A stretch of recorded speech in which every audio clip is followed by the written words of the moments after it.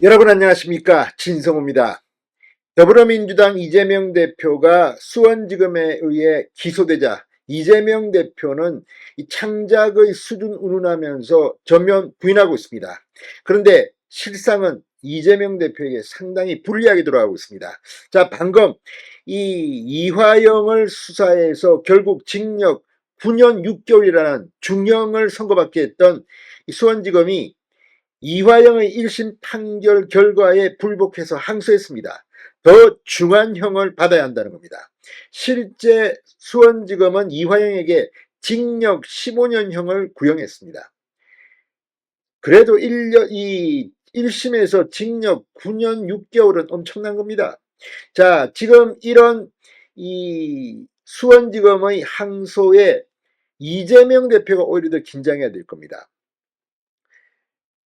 수원지검은 이재명 대표를 오늘 기소하면서 상당히 센 표현들을 쓴 것으로 알려지고 있습니다. 또 이 이화영의 1심 판결문에는 이재명의 이름이 100번 이상 등장하는 것으로 알려졌습니다. 그런 가운데 수원지검은 지금 수사에 더욱 박차를 가하고 있습니다. 자, 이재명 대표, 지금 이 국민의힘 오늘 아주 눈길을 끄는 성명이 나왔습니다. 왜 이재명 대표의 측근들만 이렇게 희생을 당하고 이런 희생을 바탕으로 이재명은 멀쩡하냐? 누가 봐도 궁금합니다. 실제 이재명 대표와 관련돼서 주변에서는 의문의 죽음들이 참 많았습니다. 그리고 실제 이화영, 정진상, 김용 이 측근들이 지금 재판을 받고 있고 판결, 징역형을 받고 지금 다 이런 판국입니다. 그런데 이재명만 이렇게 멀쩡한 이유는 뭘까요?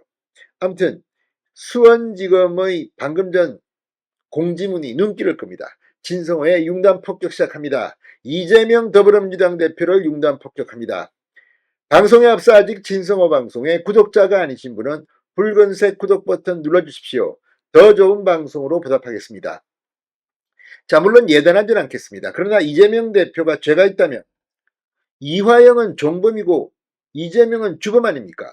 이재명을 위해서, 이재명의 방북을 위해서 쌍방울 김성태 전 회장이 그 수백만 불을 보낸 거 아닙니까? 그런데 지금 이재명과 이화영 이 연결고리만 찾으면 끝나는 겁니다. 실제 1심 이화영 판결문에는 이재명이 전화로 이 김성태와 통화하고 이런 것들 다 인정했습니다. 그렇다면 이화영의 1심 징역 9년 6개월이 부족하다, 더 중한 형을 선고해달라는 수원지검의 항소는 이재명에게도 상당히 큰 치명상을 입힐 것으로 보입니다. 자, 수원지검 형사 6부 서현욱 부장검사 수사팀은 방금 전 수원지법에 항소장을 제출했습니다. 검찰은 언론 공지를 통해 장기간에 걸쳐 사기업과 유착관계를 유지하며 1억 원 이상의 뇌물 및 정치자금을 수수한 점, 수백만 달러를 밀반출해 외교안보상 문제를 야기한 점, 현재까지 범행을 반성하지 않고 비합리적인 변명으로 일관하며 각종 거짓 주장과 사법 방해 행위를 반복하는 등 죄질이 불량한 점, 특가법 위반 뇌물죄의 법정형 한인 10년형보다 낮은 형이 선고된 점 등을 고려할 때 피고인에게 보다 중한 형이 선고돼야 한다고 판단했다고 밝혔습니다. 조목조목 정말 꿍이 가는 대목입니다. 자, 이화영이 2심에서 더 중한 형을 받는다면 이재명은 이제 기소가 됐습니다. 이재명은 재판에서 어떤 형을 받을까요?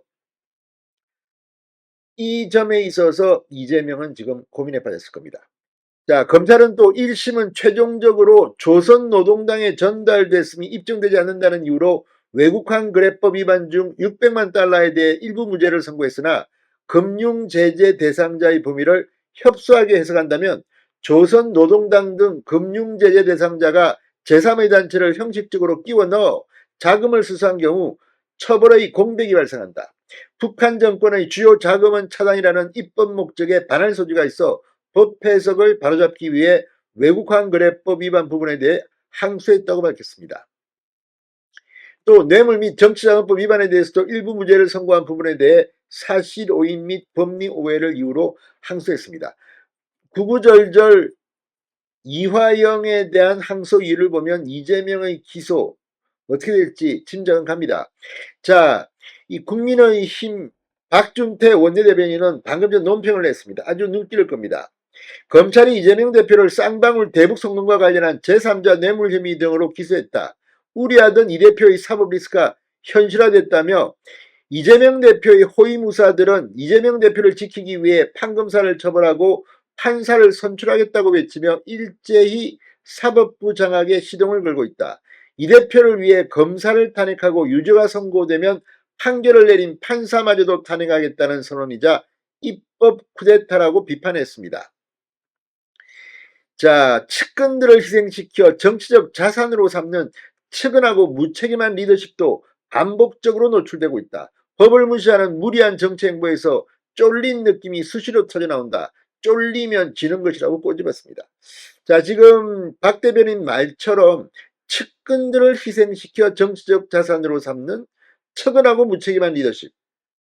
지금 이 이재명 대표의 측근들 줄줄이 구속되고 재판받고 수사받고 있습니다. 그런데 이재명은 연결고리가 없습니까? 아무튼 지금 진행되는 이 사건들, 오늘 이재명 대표를 결국 기소했습니다. 이재명 쫄고 있는 게 아닐까요?